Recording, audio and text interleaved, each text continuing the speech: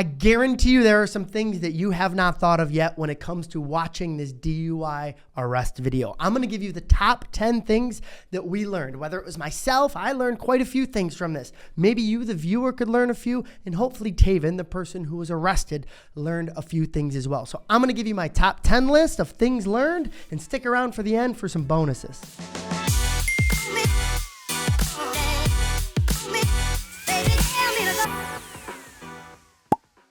The main thing I learned is that you guys love to comment about your eyes.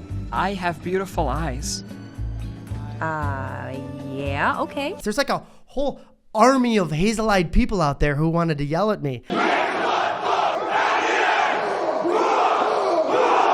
And thank you, though. I learned something. I had no idea that hazel eyes change color like that. You have educated me, and I thank you for that. But the one thing I still don't understand is what the hell that has to do with the horizontal gaze nystagmus standard field sobriety test. I have the manual right here. I am aware of many of the eye conditions that can affect that test. I have never heard of eye color affecting that standard field sobriety test. What color are your eyes? Hazel. Hazel, do they ever change colors? Nope. Okay, not that you know of? Okay. I've watched hundreds, probably thousands of DUI videos, and I've never heard an officer ask about eye color before. Maybe there's a reason for it. If there is, educate me on it. But when it comes to these standard field sobriety tests, I do not know what eye color has to do with it. Another lesson for everybody is that qualified immunity needs to be rethought. You saw that when the officer said that there is no repercussion for him being dead wrong. So what happens if, nothing pops up? Do you get in trouble? No? Why would I get in trouble? When that happens, guys, we got to rethink our policies here. Qualified immunity has its place. There's absolutely some good principles behind it. But when an officer is beyond negligent, when he's reckless, when he is destroying people's lives in some sense, then we gotta rethink qualified immunity. Just like every other position in life, there have to be consequences for extremely poor behavior. Okay, you can relax. So I'm gonna read you Miranda, okay? Right now you have the right to remain silent. Anything you say can and will be used against you in a court of law. When's the last time you smoked weed? I've had no weed tonight. I blew 0, so now you're trying to think I smoke weed. That's what's going on. You can't do that, man. You really can't do that. Absolutely I can. Is he allowed to do that? Yes, he is. So this next lesson is one we talk about a lot on this channel, but we've got a lot of new people watching, so I want to cover it again. It is that important. And that is that you do not need to do the standard field sobriety tests. In fact, you probably don't even need to do the breathalyzer blood test or a urine test unless they have a warrant. And there may be a lot of wisdom in refusing those things. And so I can't tell you what to do in every situation, but I can tell you that it's really important for you to learn your local laws and learn how a refusal may affect your driver's license in your state. Now, this doesn't just apply to people who commonly drink and drive. You can see that Tayvin was put in this position and he clearly was not drinking and driving. So it is my advice to you to go learn the rules in your state. Another thing that you guys commented about was the officer having Tayvin sit in the front seat of his squad car. I'm gonna have you have a seat in my passenger seat, okay? Awesome. Have a seat right on in there for me, okay? Now that is not something that happens regularly where we practice. It just doesn't. I don't know that I've ever seen that happen here. But once you guys mentioned it, right? Once I started seeing comments on this, I remember that when I was about, 19 years old, I was down south in central Illinois. So not up by Chicago, central Illinois, going to visit some friends in college, and I got pulled over. And the officer did have me sit in his front seat. Now, there's no story here. I didn't get arrested or anything like that. Hadn't been drinking. So I get it. Like the different jurisdictions, different departments are going to have different procedures. Must just be that Newton, Iowa does this regularly. And it's just not a practice here in the Chicagoland area.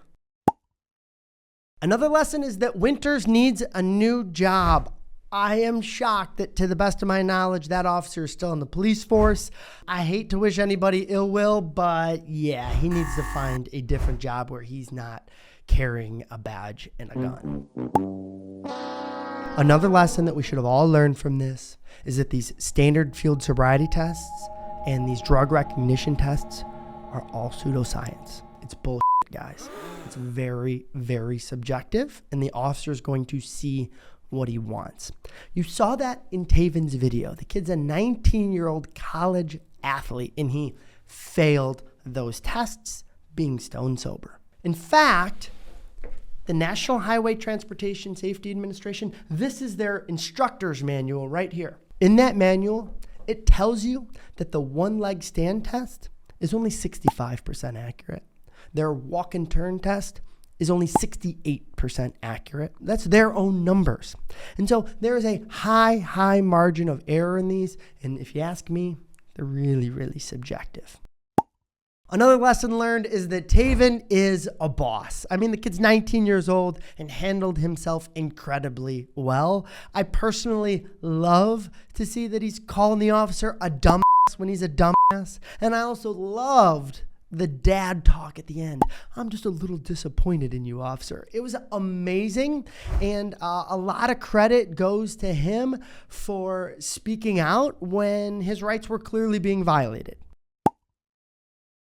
Another lesson you all learned is that lawyers, especially criminal defense lawyers, are jaded as We've seen way too many videos where the defendant is off their rocker. They're doing something crazy, right? And they're making statements and making life worse for themselves and stepping all over themselves and trying to get arrested. And so that is what we assume whenever we are watching a video, because that is the way it happens more often than not. It was an absolute breath of fresh air to see Tayvin's case, where he was not under the influence, where he was not causing himself more problems. In fact, it was the officer's wrongdoing that is the subject of the video. But if you're a criminal defense attorney and you've watched enough of these, it is in your nature to tell people to slow down, not make any statements, because more often than that, that's what's going to trip you up.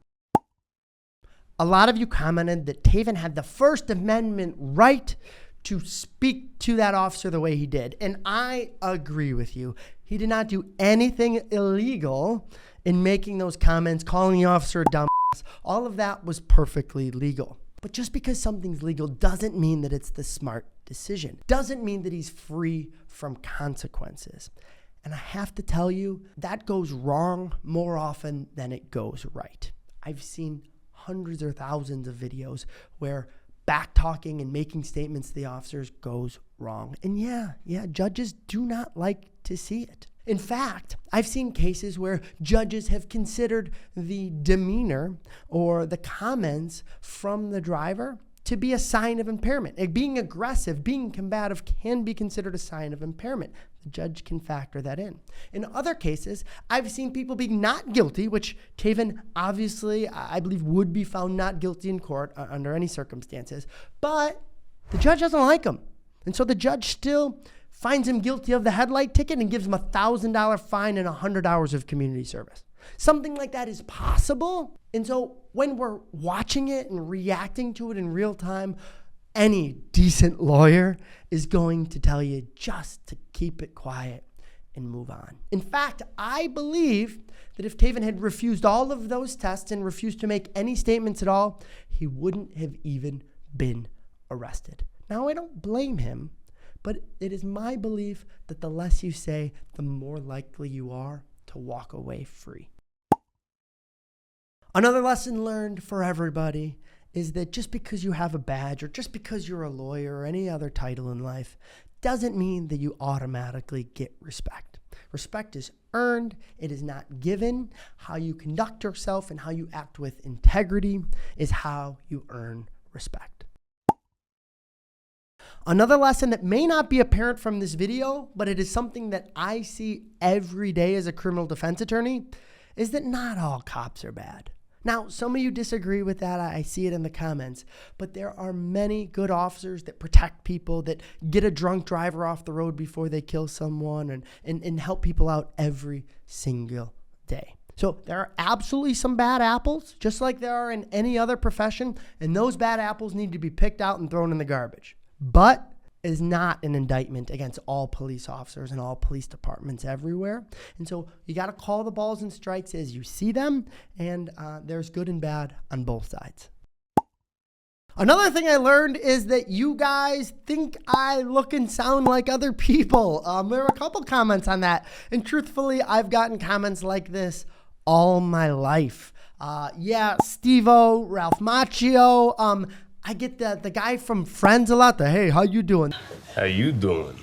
That guy. I've gotten said that I looked like different people all my life. Most of the time, I think it's a compliment, but hey, I want to hear what you think as well. It's always entertaining. The bird law! So there you have it. Those are the things that you've learned. Now, if you haven't seen 3 lawyers in our office react to Tayvin's arrest video, go watch it now. There's a link.